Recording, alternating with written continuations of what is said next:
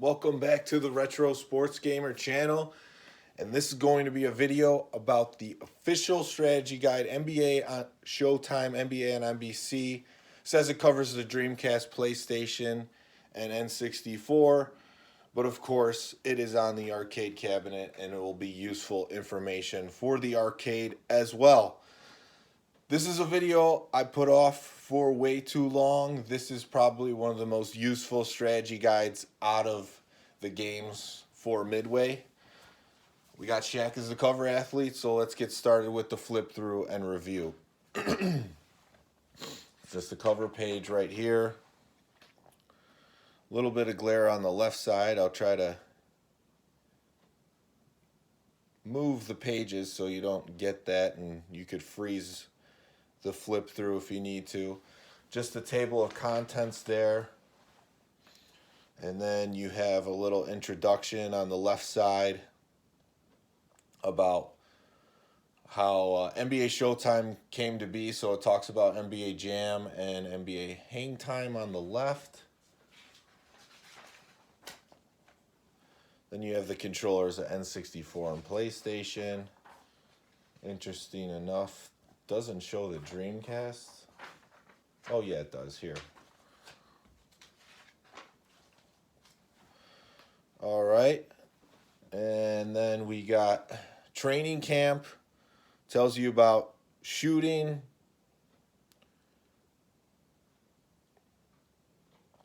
Right there on the left, passing on the right.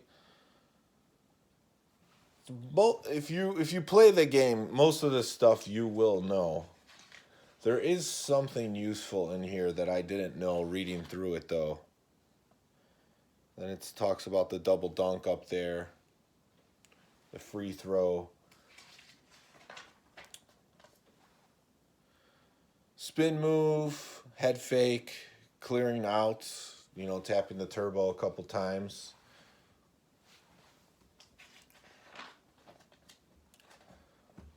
Blocking, goaltending, rebounding. You could read through that information. Stealing. Turbo meter on fire. Team fire, last second substitutions. Okay, so it's substitutions. You all know the injuries from NBA Jam TE and then NBA Hang Time. It doesn't seem to affect as much in NBA Showtime from the games that we play, but what it does say there in substitutions is that their turbo meter will not have as much turbo if they're injured more. So that's probably another balancing thing that was good for NBA Showtime, because in NBA Jam TE, if you got injured too much, you're just slow as molasses on the court. So that does penalize the player, but not in the worst way. It's just like a shorter turbo meter. And then you got the attributes. It talks about all of them here. On the left side, speed, 2-pointers, 3-pointers, dunk, pass, dribble, block, steal, power, clutch, weight, rebound. Weight and rebound are hidden attributes. Rebound, that one is showed here on the strategy guide, and so is pass. Those two you can't see. That's another hidden attribute. You can't see those ratings on the game, so you're gonna have to see them in the strategy guide. So as you can see on the right, they have little write-ups. Some of them are okay. I would say they're not the most useful thing, but they tried. So I'll read the first one to you here. Atlanta's strength lies with 3 key players: Coles, Ryder, and Jackson. If you're looking to wow them with spectacular dunks, Atlanta's not your best choice. These 3 have a good ball control, decent accuracy at both the 2 and the 3-point marks, and can snag well-timed rebounds pretty well. So yeah, I would say here's all the player ratings on this one.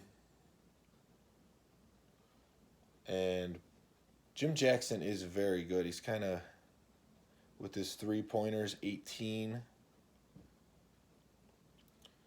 Well, while I'm on the first team, I might as well go over this. So, like, if they're a dribble at least 13, they're in the green, and then they have dribble moves when you tap turbo twice that the other players don't have, which it makes it easier to evade a push. So, you're really looking at that 13 mark. That's when they're in the green. With Jim Jackson, he's at 18 and three-pointers. I don't ever remember him being that good at threes, but he's definitely a useful player because he's 6'6". He's just weak on dunk. And then, of course, this team has Dikembe Mutombo. He's going to be a great drone player at least with a 20 block, 18 power, and he's 7'2". So Atlanta's a good, usable team in this game.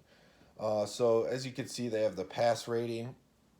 From what I gather with the pass rating, if it's lower, there's a higher likelihood of the pass being intercepted.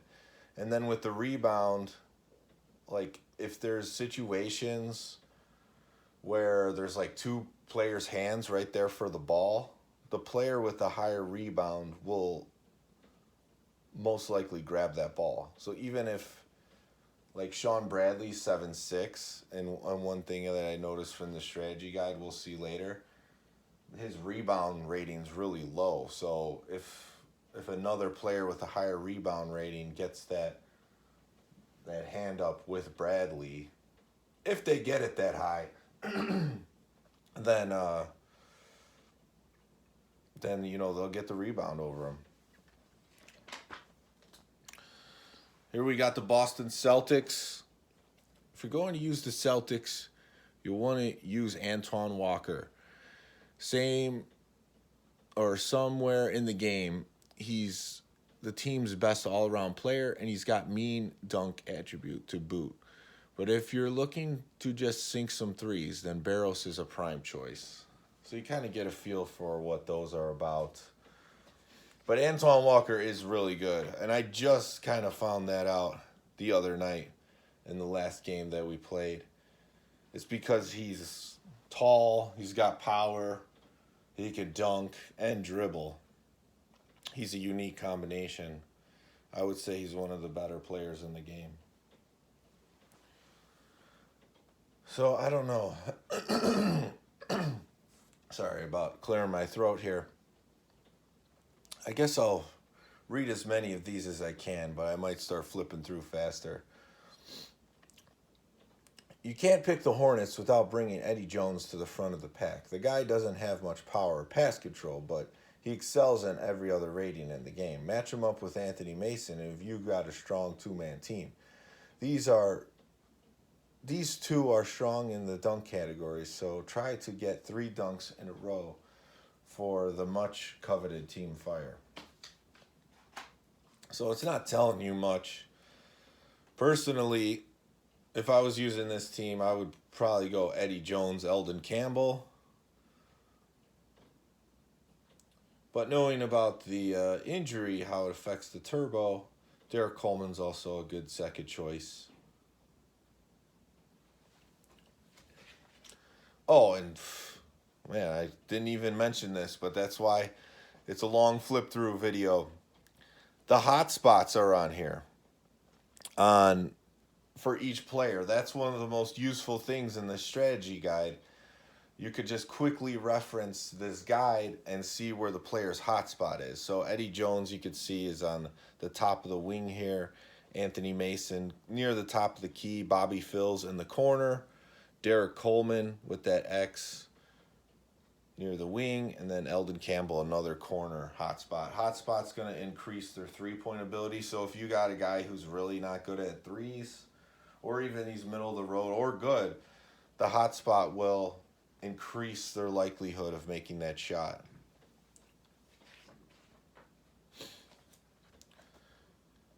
Your best choice here is Tony Kukoc, who is above average, the Chicago Bulls.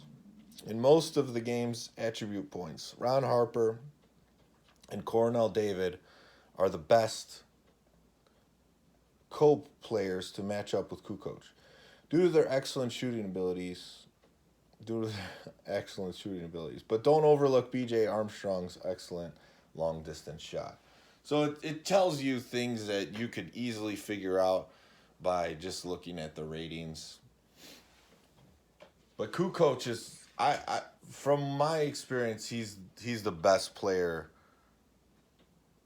I don't yeah I would say for me in the game to use Kukoc as my favorite. You can't argue if he's the best player in the game or not because of his 6'11" height, and he's good at dribbling, speed, dunk is average enough for him to pull off some good dunks at 10.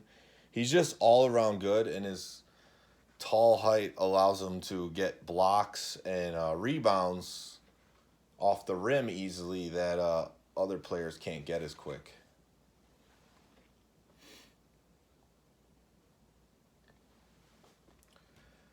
Cavs. Wesley Person is one of the best choices for the Cavaliers. His shooting abilities are some of the best for the team, but if you really want to stun him with some spectacular slams, Shawn Kemp's the man. Just don't expect him to sink the threes very well. Sorry about that glare on the left side. I actually unscrewed a light to make the glare better, but it is what it is. But yeah, Kemp's quick and a dunker, just like he is in every other, NBA Jam, NBA Hang Time game. Person, 13 and threes. And then the big Z, 7-3. Just highlight a few players. The Mavs, Sean Bradley may be your first choice for the team due to his awesome dunk rating, but you should really be looking at Michael Finley and Cedric Ceballos since they can nail shots from all over the parquet floor. Steve Nash isn't anything to scoff at either. So yeah, just pretty much basic things about the teams. But yeah, Finley's good. Bradley's really tall, so he's at least a good drone. I would never try to use him as a man. Well, I mean, maybe if it's a 2-on-2 game, I would. But yeah, I'm going Finley as number one with that dribble rating. But Ceballos is good overall, wing player too. Matt, my brother, likes Steve Nash a lot. He's fast. You could hit threes at 13. So he's not a bad choice either. The Nuggets, the team's strength lies within the efforts of Ron Mercer, Antonio McDyess, and Nick Van Exel. You may want to keep Van Exel back shooting 2s and 3s thanks to his extremely weak dunking capabilities. Switch off between these players and you should have a strong front. McDyess is also one of the better players in this game. He's 6'9". He's good at everything. Dribbles a 10, so he doesn't unlock those better dribble moves, but he could hit the 3. He can dunk at a 19 rating, which is very high. 15 power, push people over. So power will, with that higher power rating, when you do connect those shoves, you're going to make them lose the ball more.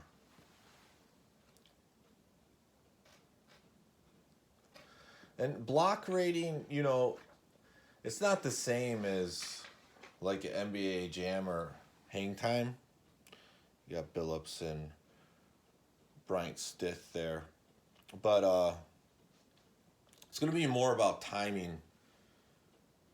But if they have that higher block rating and you time it right, they're going to knock it out more for sure. Pistons, naturally you can't go wrong with putting Grant Hill in your lineup. Complement him with Jerry Stackhouse, and you've got yourself one mean dunking and shooting machine. So yeah, those are the best 2 players on this team. So that is actually good advice. See Grant Hill on the top.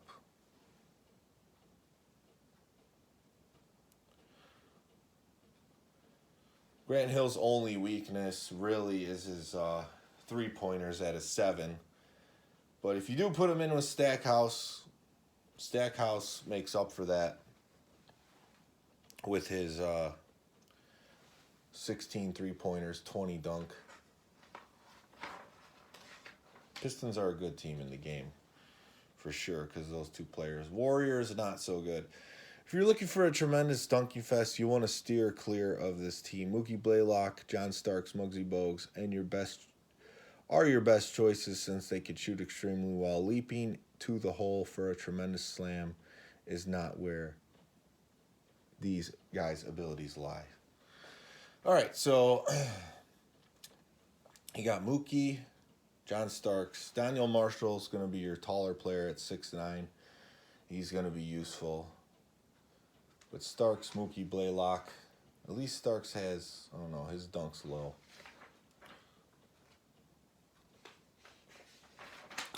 We'll skip the page there. There's Dampier, Muggsy Bogues. Yeah, not one of the better teams in the game, for sure. In all of the NBA Jam hang time, showtime, dunk is a huge attribute to be able to dunk on people. And it's harder to block in this game than the other ones. It's not as defensive as hang time or even NBA Jam. So if you could fly through the air with a dunk, that's going to be a good strength for you, for sure. Rockets. You don't need me to tell you the two players you want on your team are Scottie Pippen and Charles Barkley. The only time you want Barkley under the rim is when you want to snag a rebound. So, yeah, I think that's a pretty weak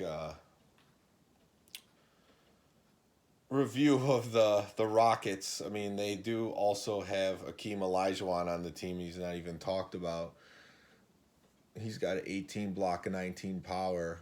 So his only weakness is dribble and three-pointer. It's a 4 rebound, which is super weird. But I don't know. So, with all of these games, some of the ratings don't make sense. Like Iverson's like an 8 steal. Like Iverson was always in the top of the league in steals in his prime. So, yeah, you got Pippen, Barkley, Olajuwon. They're one of the best teams in the game, especially Scottie Pippen's one of the best overall. He's 6'7".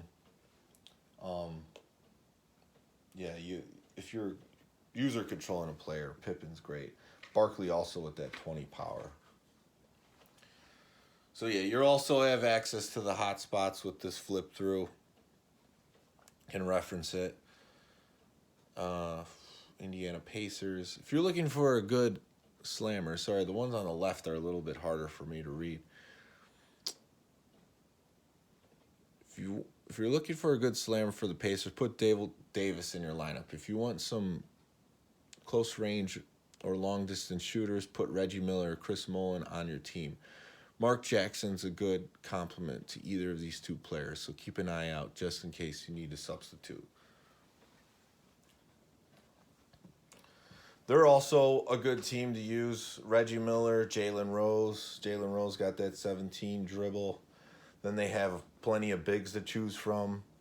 Perkins with that 16 three-pointer.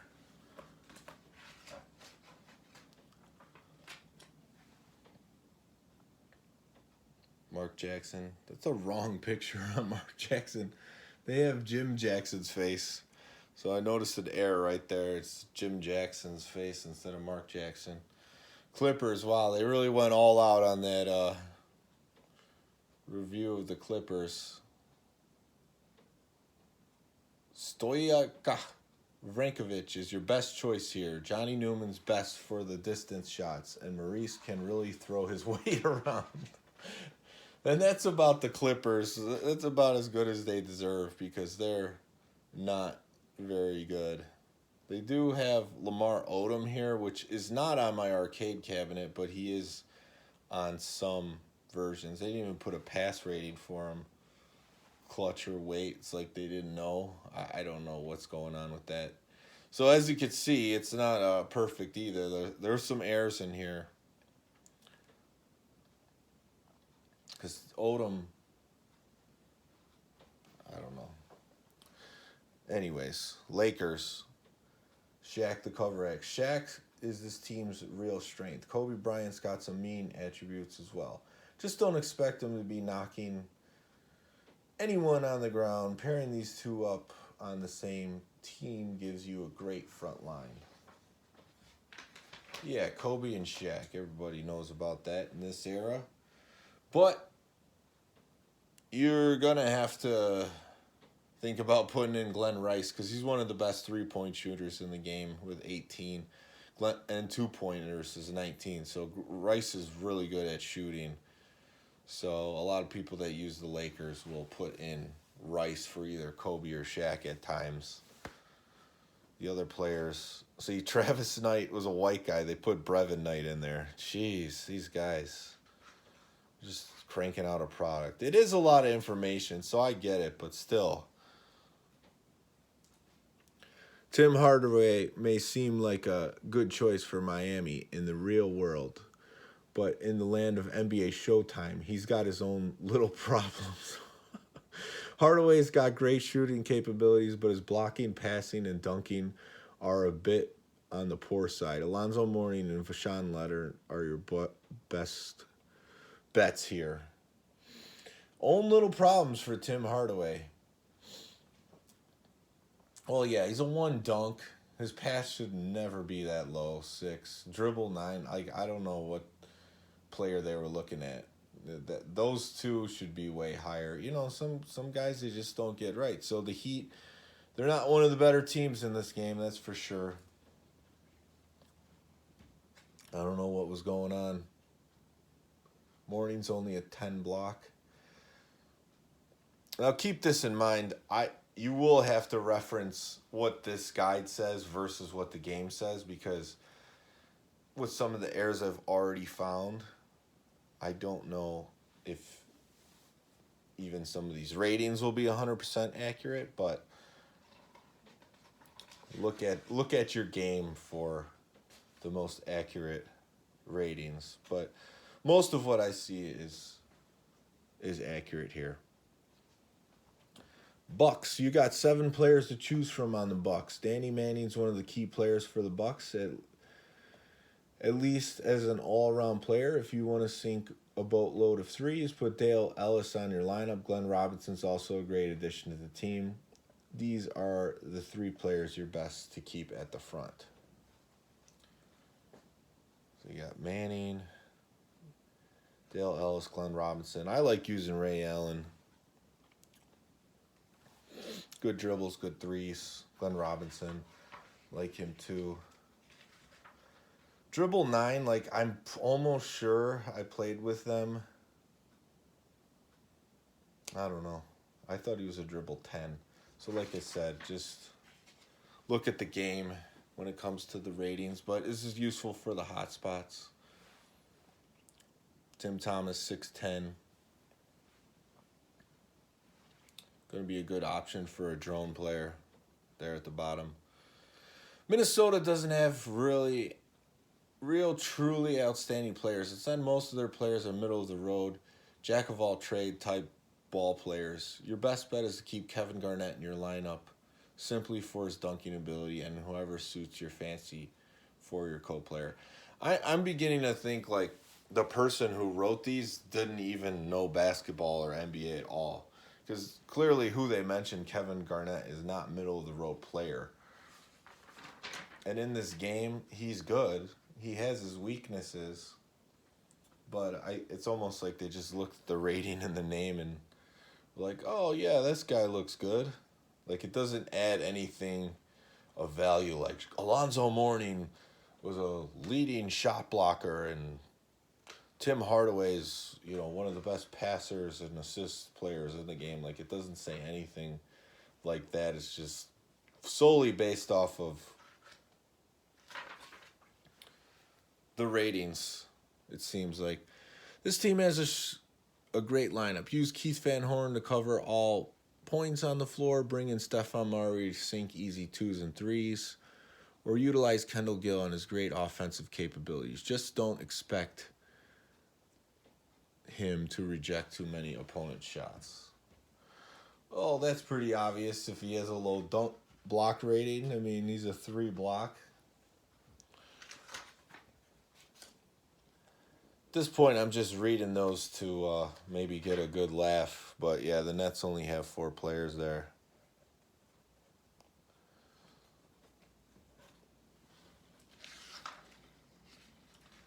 Marbury's good dribbler. The Knicks are pretty close to being the all-around best team in the game. Patrick Ewing power and dunk combined with Allen Houston shooting and rebounding is a strong force to be reckoned with. Yeah, the Knicks are good. I do tend to try to use them from time to time. But sorry, I feel like this glare is shifting on me as we get further into the book. Like the pages are at a different angle. But yeah, Ewing's a good drone. Allen Houston can hit the threes. Sprewell's good all around. Orlando Magic. Charles Outlaw and Daryl Armstrong are the two key players for the Magic. Both can shoot and dunk rather well, but no one, and they use that as one word, on the team excels in rebounds or stealing. Orlando is a very offensive team, so make sure to keep that in mind when you pick them. So at the end, if you're still here at this point, there are the secret hidden characters and what inputs to put in for the initials and the pin to get those players. So we're getting there.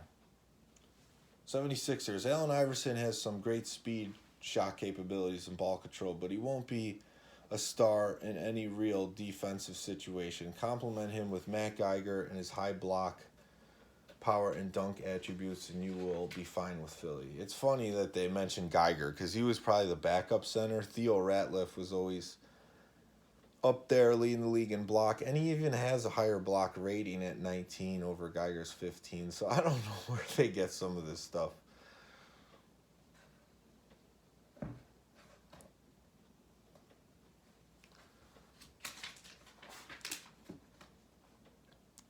All right, Suns. You honestly can't go wrong by taking control of Anthony Hardaway. He might not have great blocking capabilities, but he excels everywhere else, including the all important shooting. Jason Kidd and Rex Chapman are great complements to Hardaway's abilities. Use them to substitute in or to be on the court with him. Yeah, Hardaway's good, Kidd. They have a lot to choose from here. Rodney Rogers, solid overall. Tom Gugliotta is actually a good choice too. Suns are pretty good. Blazers. Steve Smith is your best all-around asset on the Trailblazers, but Rasheed Wallace has some serious abilities under his belt as well. And don't leave out Walt Williams. With any of these three players taken to the court, you might find yourself unstoppable. With the Trailblazers, they have a lot to choose from. Sabonis is 7'3", so height's always a good thing in Showtime. It is something of more importance than the first two NBA Jam and NBA Hang Time, because each player is actually scaled to the right height.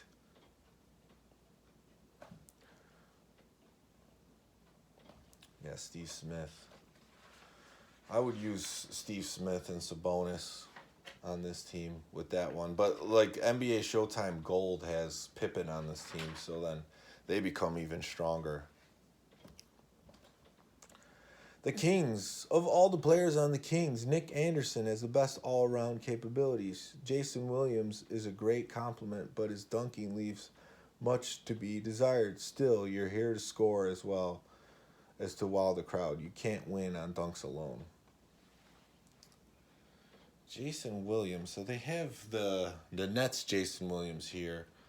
I don't know what they're doing with that because I don't think he's on this team. Even White Chocolate Jason Williams. He's definitely not in my arcade cabinet. Maybe he's in the versions of Dreamcast and 64. I'd have to look, but they got the wrong picture here. And they got Chris Webber, so... But they are right. Nick Anderson is good. Vlade Funderburk, Cordless Williamson.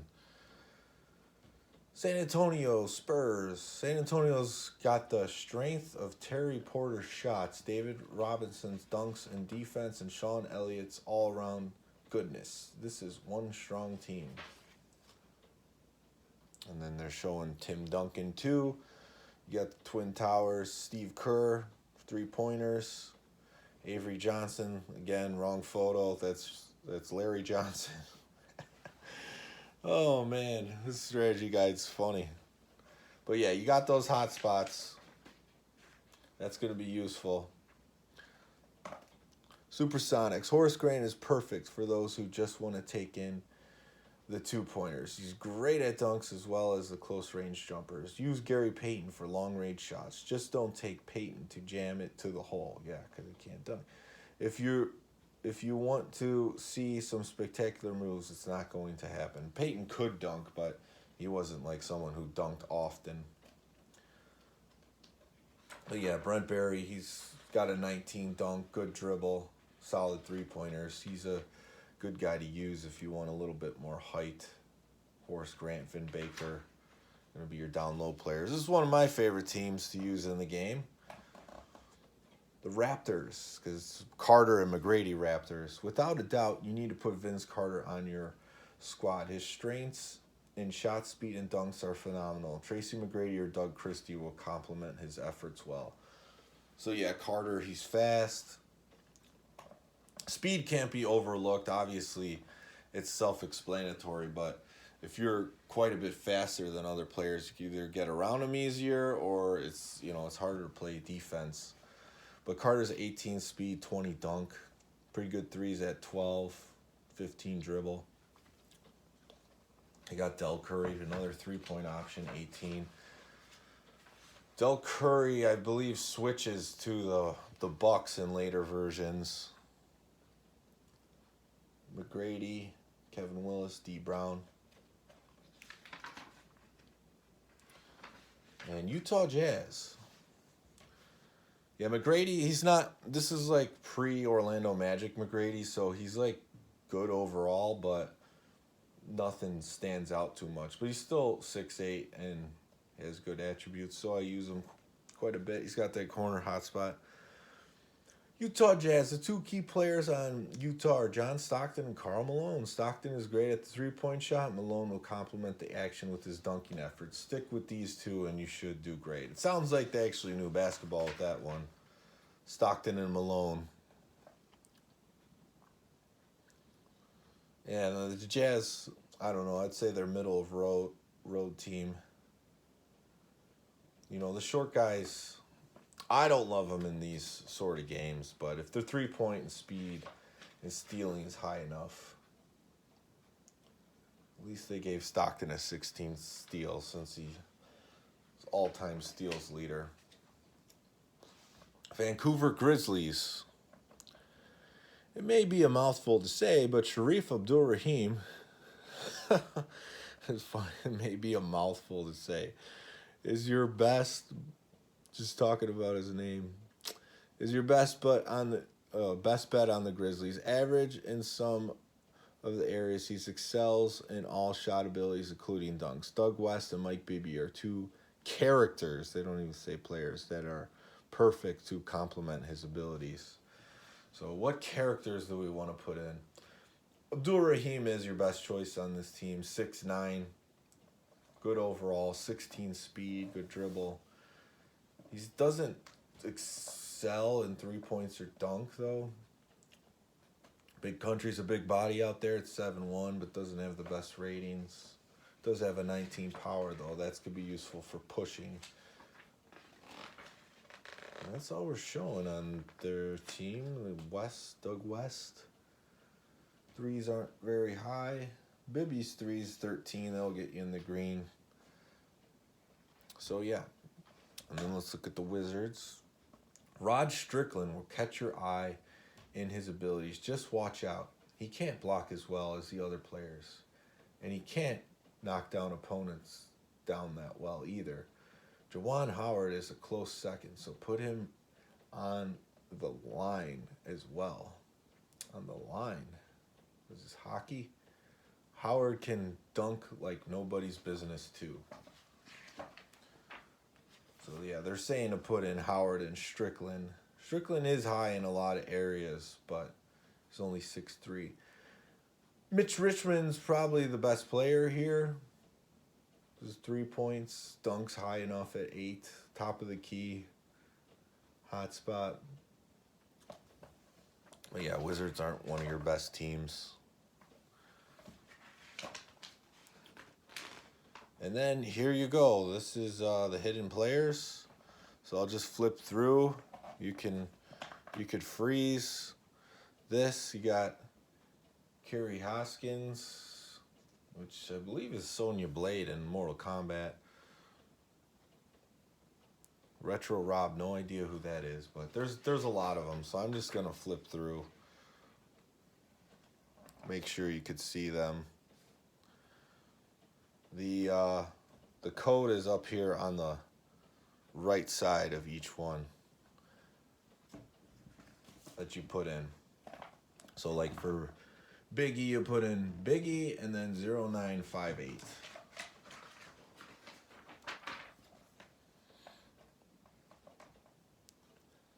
got Crispy Jacko, the ref, and you got all the team mascots, which is pretty cool.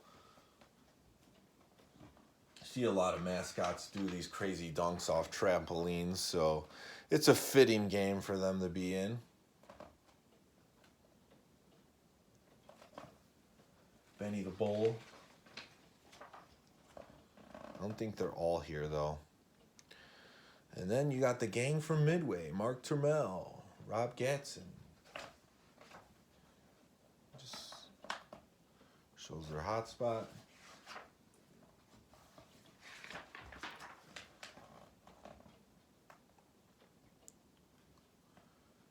Zelda Vita. Jennifer Hedrick. So yeah, that's kind of cool that they put themselves in the game. But I don't think anyone really looks to play as any of the developers or people who created the game, unless their ratings are really high, which they are. They gave themselves some favorable ratings.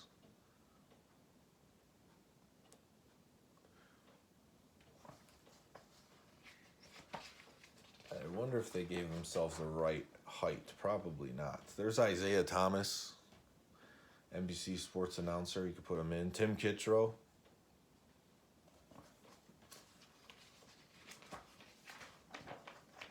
And then you got the secret codes. And it tells you what to put in at the matchup screen. So basically, it's going to be like no hotspots. Turbo 2, don't hit shoot, pass 1, and then hit the joystick up. So which way you hit the joystick does matter. So you got change court, island court, no hotspots, tournament mode, midway court down here, show shot percentage, show hotspot. The only one I use is for the tournament mode, really. Big head, ABA ball, infinite turbo, no goaltending, no player arrows, tiny heads, no fouls, tiny players, team uniform, home uniform. And we got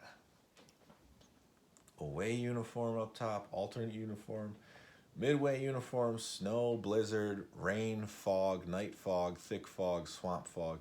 It says this only works on the Dreamcast. I bet they probably do work on the arcade as well, but I don't care enough to try with the weather. Although it would be kind of interesting because growing up in Chicago, we did play our fair share of alley basketball in bad weather. But I don't think we were ever playing in the snow too much. Rain, yes. So on the left here it says drafting players. So basically what it's saying is that you could put any player on any team if you put in those initials and their number for the pin code. So there's all of them there on the left. And then it gives you all the players that you will play on the Midway All-Star Challenge Tournament ladder on the right, which I have beat on the arcade cabinet. It is a pretty good challenge. You're gonna get some midway rubber band AI in some of those games, so you might lose some, but you'll eventually get through it. And then the NBA on Inside Stuff magazine, $14.95. Call 1-800-NBA Inside Stuff, and you got Tim Duncan right there. Just throw in one advertisement. Back cover, it's showtime. Become the king of the court. Monster jams, alley-oops, and double dunks. Discover all the tips and secrets that they'll let you sink every shot, bury every dunk, and reject everything that comes your way. So yeah, secret codes, all 29 teams, $12.99. Front cover, or US $18.95. That's probably what I got it for with on eBay, around $20, $3.99 at one point. It's harder to get just because there's probably a lot of people didn't buy it. But overall with this strategy guide, it is useful with the hotspots. I learned a couple things. And then it's got the hidden pass rating and rebound in here, which is nice if you want to look at that information. But as we went through, we did see like some of it might not be completely accurate, but hopefully most of that's just like getting the wrong player picture on the team. But even like Lamar Odom, you saw they didn't even put the ratings on there.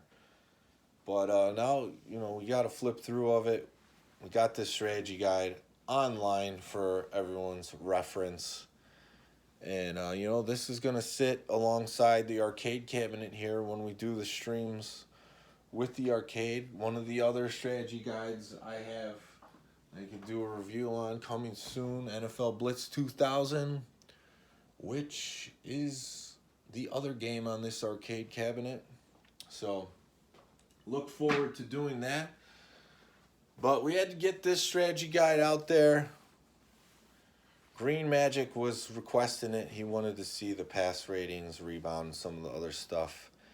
And getting this out on the internet has been in the back of my mind for a long time. So I'm glad I was able to go ahead and take a look at this strategy guide for everyone. So thank you for watching the video. Take care. And we'll see you soon with some more retro sports gaming action.